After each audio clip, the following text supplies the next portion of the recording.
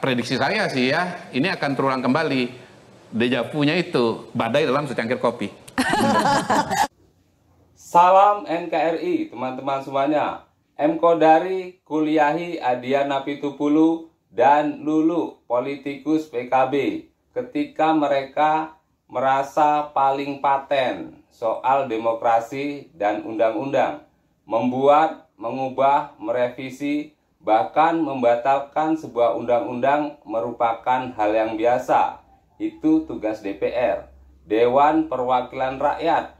Kalaupun ada yang menggugat sebuah undang-undang, itu juga pastinya dilakukan oleh rakyat dan untuk kepentingan rakyat itu sendiri.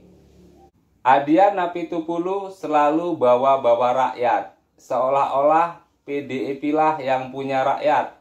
Padahal sekarang, saat ini, PDIP sedang dihukum oleh rakyat, 16% doang. Bahkan menurut saya, yang 11%-nya adalah milik Mahfud MD. Nah, kalau begitu, mari kita simak yang berikut ini. Saya rasa tidak apple to apple ya jika membandingkan Pak Harto mengangkat putrinya menjadi menteri. Karena itu adalah hak prerogatif presiden, ditunjuk langsung dan diangkat. Kalau kita bicara pilkada, ini kan pemilu langsung, one man one vote. Jadi pada akhirnya rakyatlah yang akan menentukan. Pada akhirnya rakyat yang akan menentukan kok Bang Adian. Oh, iya. Rakyat sudah tentukan gini. Rakyat melalui Dewan Perwakilan Rakyat sudah menentukan batas usia, lalu digugat. Oke. Iya kan? Lalu kedua, rakyat juga sudah menentukan melalui DPR untuk membuat undang-undang, membuat batas usia calon kepala daerah, dirubah lagi. Oke. Apa yang dia katakan mungkin bisa dia benarkan, tapi faktanya tidak seperti itu. Rakyat tahu kok bahwa kemudian orang kata begini, lu bisa membohongi beberapa orang untuk beberapa waktu, tapi lu tidak akan pernah bisa membohongi semua orang untuk selamanya. Pasti itu. Oke, pembahasan seperti ini sepertinya terulang lagi. Kita jadi mengingat Pilpres. Flashback nih, Mas Kodari. Dejavu aja. Saya juga dejavu loh. Dejavu kan? Karena situasinya itu kan mirip-mirip nih. Satu ada satu kakak. Jadi, Mas Kodari, apakah perubahan peraturannya berulang? Oke. Apakah ini masih akan ngefek ke masyarakat, masih akan peduli dengan pembahasan kita bahwa ini mengubah aturan bla bla, atau masyarakat sudah ya udahlah yang penting ada Kaisang sebagai perwakilan Jokowi dan masih disukai di Jawa Tengah. Iya. Pertama saya kira memang situasinya yang diberikan ilustrasi oleh Bang Adian tadi tentang Pak Harto itu kan berbeda dengan Pak Jokowi ya. Adian ini. Enggak apa-apa kan saya menyatakan ke kalimat saya belum selesai Bang Adian. Itu manipulatif. Yang ngomong Soeharto dia kenapa Soal Soeharto.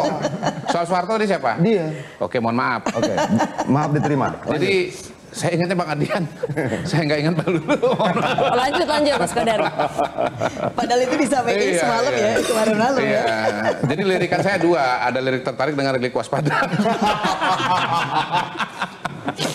Jadi gini, kalau kita lihat ke posisi Pak Jokowi pada hari ini, apapun yang disampaikan oleh Bang Adian, pendapat Mbak Lulu misalnya, dan nanti barangkali Bang Hensait, faktanya adalah tingkat kepuasan ya dukungan masyarakat kepada Pak Jokowi itu tinggi gitu, itu satu.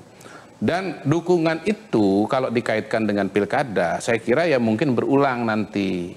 Seperti misalnya yang terjadi pada saat Pilpres, bahwa daerah di mana Pak Jokowi sangat populer seperti Jawa Tengah, kan surveinya dari Lembaga Survei Indonesia kalau nggak salah, Mas Jayadi Hanan, itu kan tingkat kepuasannya 85%. Jadi pandangan masyarakat Jawa Tengah, Mbak Lulu KTP-nya Jawa Tengah bukan? Jawa Tengah sekarang. Jawa Tengah. Mungkin Mbak Lulu adalah bagian dari yang 5% atau 10% gitu. Sementara yang 85 itu happy dengan Pak Jokowi. Kalaupun ada kata dejavu dari saya tadi adalah dejavunya itu, kalau Bang Adian itu kan dejavunya ini perubahan undang-undang. Kalau saya enggak, dejavunya ini adalah ini badai dalam secangkir kopi gitu loh. Maksudnya? Bahwa yang elit yang ribut ini itu cuman beredar di dalam gelas aja. Sementara semestanya yang lain itu pikirannya berbeda gitu. Kita nggak usah jauh-jauh lah, misalnya lihat di Jawa Tengah. Di sana yang menang siapa? Prabowo Gibran. Angkanya berapa? 53. Ganjar berapa? 35 gitu loh. Jadi menurut saya hal semacam itu bisa terjadi di masa yang akan datang. Yang kedua mengenai soal gugatan. Memang konstitusi kita, aturan main kita kan memang membuka ruang kalau ada pasal-pasal yang dianggap merugikan bisa diajukan gitu. Nah soal undang-undang DPR kemudian udah dibuat lalu nggak bisa digugat, Ya mungkin zaman dulu ketika tidak ada mekanisme judicial review, tapi sekarang memang ada mekanismenya. Dan Bu Mega kan selalu dengan, kalau nggak salah, dengan bangga itu yang mencari lokasi Mahkamah Konstitusi itu kan saya gitu loh. Sekarang kalau Mahkamah Konstitusi menjalankan perannya untuk mengambil keputusan misalnya begitu ya, atau kemudian ada rakyat yang datang untuk mengajukan gugatan menggunakan hak pilihnya karena itu dianggap melanggar konstitusinya misalnya, ya jangan dimarahin Bang. Ini kan proses demokrasi dan ini proses hukum, ya. Jadi ini cara melihat yang menurut saya harus harus disampaikan kepada publik juga gitu loh, bahwa ya kalau sekarang ada pola-pola pertarungan mengingatkan pada pilpres, ya karena ini pilkada ya sama gitu loh, pertarungan gitu, kompetisi. Jadi nanti kita akan lihat akan ada perbedaan pemikiran, tetapi ya prediksi saya sih ya ini akan terulang kembali deja vu-nya itu, badai dalam secangkir kopi.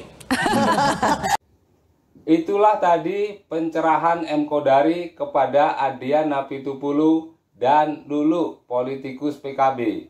Nah, bagaimana menurut teman-teman semuanya? Terima kasih sudah menonton. Salam NKRI. Hurrah!